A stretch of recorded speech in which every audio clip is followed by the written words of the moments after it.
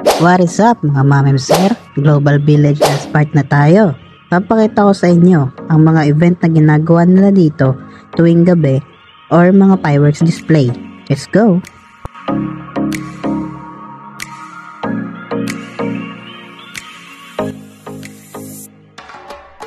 Ito ang kanilang center or stage kung saan dito sila nagpe-perform ng mga banda or mga iba't ibang sayaw kapag may mga event.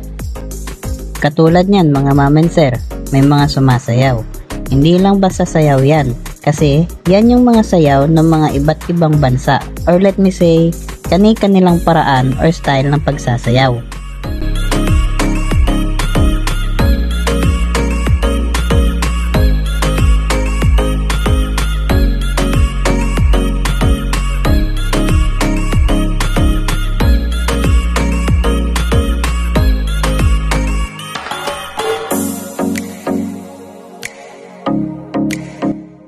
Ito naman ang kanilang mga iba't ibang rides. Kagaya rin ng mga makikita natin sa Pilipinas, dito mayroon din mga rides na kagaya sa atin. Ferris wheel at iba pa. Mayroon din sila ditong mga perya. Kaya kapag gumala ka man dito, ay hindi ka talaga maboboring. Dahil maraming pwedeng pagkalibangan dito.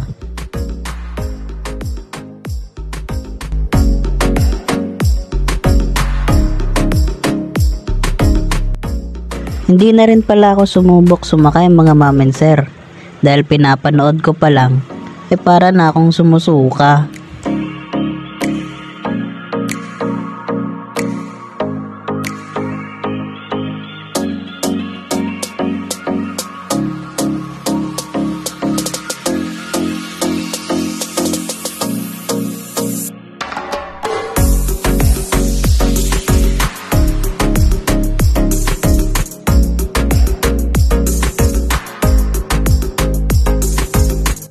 Dito nga mga mamen sir, ay may naabutan kaming nagpe-perform na sumasayaw dito sa stage ng Global Village. Tara, sabay-sabay nating panoorin.